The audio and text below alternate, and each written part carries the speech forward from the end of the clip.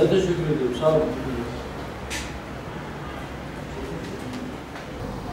Bizim parti programımızda talep ettiğimiz hususlardan bir tanesi müftülüklere ve imamlara nikah kıyma yetkisi verilmesi, imam nikahına resmi bir statü tanınması şeklindeydi. Bu talebimizin makes bulmuş olması ve bu yönde düzenleme yapılmış olmasını biz olumlu değerlendiriyoruz. Buna karşı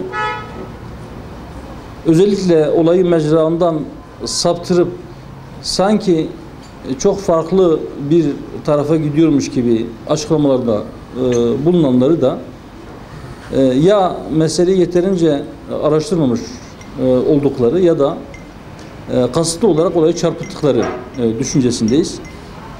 Bize göre olması gereken bir şeydir. Neticede müftülük de bu memleketin kurumlarından bir tanesidir.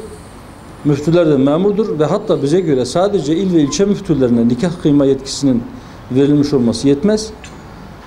Belediye başkanlarının nikah kıyma yetkisini belediye memurlarından birilerine devrettiği gibi müftülüklerinde nikah kıyma yetkisini müftülükte çalışan bazı memurlara veya ihtiyaç sayısı ne kadarsa bu sayıda imamlara devredebilmesinin de önü açılmalıdır diyoruz. Bir de Sayın Cumhurbaşkanı'nın basına yansıyan, özellikle camilerle ilgili basına yansıyan açıklamaları var.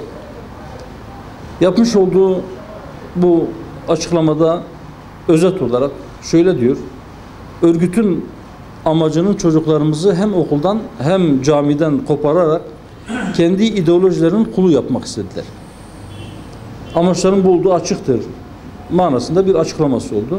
Evet, gerçekten hem okuldan hem camiden çocukların koparılması tehlikeli bazı sonuçlar doğurur. Ya bazı kötü niyetli insanların eline düşer veya uyuşturucu bataklığına çekilir. Ama özellikle çocukların çocuk yaşta camiyle tanışması, erken yaşta camiyle tanışması, cami tozlarını erken yaşlarda yutması, tabiri caizse o havayı soluması, Kur'an'la, namazla, ibadetle erken yaşta tanışması mutlaka önemlidir ve geleceğimiz açısından sağlanması gereken bir şeydir. Daha önce malumunuz 28 Şubat sürecinde Kur'an kurslarına yazılabilmek için belli bir yaş sınırı getirilmişti. İlk öğretimi bitirmiş olma, ilkokulu bitirmiş olma şartı getirilmişti. 12 yaşından önce çocukların Kur'an kurslarına gönderilmesinin önü kapatılmıştı. Yakın bir geçmişte camilerde çocukların gürültü yapmasına dair bir şahsın, gazeteci olarak geçinen ve televizyonlarda program yapan bir şahsın çok çirkin benzetmeleri olmuştur. Bunlar hepsi birbiriyle bağlantılı şeylerdir. Bizim gelecek nesillerimiz, bizim çocuklarımız mutlaka kendi inancına, kendi maneviyatına uygun bir tedrisattan geçirilerek düzgün bir şekilde ahlaki bir eğitimini, manevi eğitimini alarak yetiştirilmelidir. Yoksa gelecek bizim için karanlık olacaktır. Bir dönem, bundan yıllar önce çocuklar camiye gitmesin diye yine yoğun kampanyalar vardı. 28 Şubat sürecinde bunlardan bir tanesinden bahsettik. Yaş sınırlamasını getirdik, söyledik. Ama bunun haricinde camiye giden gençlere bir dönem terörist muamelesi yapıldı. Camide çocuklara sadece Kur'an dersi ve siyer dersi verenlere terörist muamelesi yapıldı.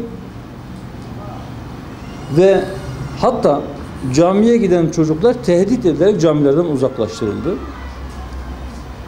O dönemde FETÖ mensubu polis memurları veya yargı mensupları, yani FETÖ ile irtibatlı emniyet ve adliye mensupları bu projede çok ciddi bir rol oynadılar. Camilerde verilen Kur'an ve siyer dersini de belki çarpıtarak sanki camilerde gerçekten terörist yetiştiriliyormuş gibi ya da memleket düşmanı, millet düşmanı, hatta din düşmanı yetiştiriliyormuş gibi bir yaygara kopardılar, bir kara propaganda yaptılar ve halen daha devletin hafızası FETÖ mensubu o memurların yazdıkları belgelerden oluşuyor. Bunun da mutlak surette düzeltilmesi gereğini Sayın Cumhurbaşkanı'nın bu açıklamalarından sonra bu vesileyle bir kez daha dile getirmiş olalım. Yine gündemdeki konulardan bir tanesi malumunuz Kudüs. Siyonizm oraya yerleştikten sonra, Siyonistleri orada bir devlet kurdurulduktan sonra ki biz onu asla bir devlet olarak kabul etmeyeceğiz. O terör şebekesi her gün oradaki kardeşlerimize yeni yeni zulümler yapıyor. Malumunuzdur. 3 hafta önceki Cuma namazında, yani 22 gün önce tam olarak, orada birkaç kardeşimiz şehit edildi. Temmuz ayında toplam 20'nin üzerinde şehit var Kudüs'te. Memlekette bu konuda uzun uzadıya tartışıldı ama genel olarak tartışma oradaki asker elbisesi veya polis elbisesi giymiş Siyonist teröristlerin Kudüslü Müslümanları Mescid-i Aksa'ya sokmaması ve ibadet hürriyetinin engellenmesi şeklinde tartışıldı. Mesele bu değil. Mesele ibadet hürriyetinin engellenmesi değil. Mesele Siyonistlerin orada var olması sorunudur. Mesele Siyonistlerin orayı işgal etmiş olmasıdır. Oradaki polis kıyafeti içerisinde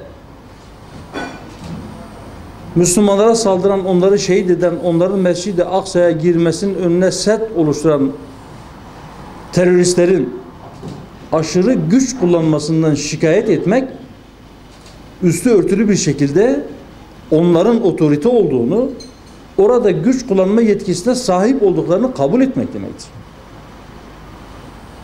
Siyonistlerin kurmuş olduğu o terör şebekesini devlet olarak tanımak hemen arkasından şunu getirecektir. Onlara karşı meşru olarak direnen kardeşlerimiz terörist kabul edilecektir. Uluslararası hukukta da, iç hukukumuzda da silahlı bir şekilde güç kullanma yetkisi, meşru güç kullanma yetkisi münhasıran devlete aittir. Eğer siz Siyonistlere silah kullanma ve güç kullanma, güç kullanarak insanları bir yerden bir yere gitmeyi engelleme yetkisi verirseniz onları devlet olarak tanımış olursunuz. Devlet olarak tanıdığınız bir organizasyona karşı silahlı mukavemet gösterenleri terörist olarak tanımanız da bir müddet sonra kaçınılmaz olacaktır. Bunun arkasından gelecek olan adım budur.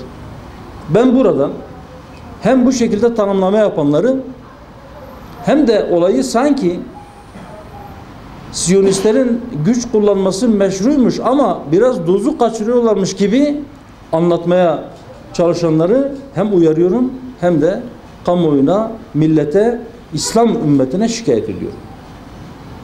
Ve onlara diyorum ki eğer farkında değilseniz bu işin nereye gideceğinin, buradan sizi uyarıyorum. Bu vebalın altından kalkamazsınız. Herkes şunu net bir şekilde bilsin ki eğer Siyonist terör şebekesi Filistin topraklarına kök salarsa dallarını diğer taraflara uzatmakta tereddüt etmeyecektir. Nil ile Fırat arası toprakların Allah tarafından kendilerine vaat edildiğini ileri sürüyorlar. Böyle zannediyorlar. Bu iki nehir arasındaki toprakları işgal etme gücünü kendilerinde bulduklarında eğer işgalden sonra buraları idare etmeyi de edebileceklerini de düşünüyorlarsa mutlaka oralara da yayılmak için bir yol arayacaklardır.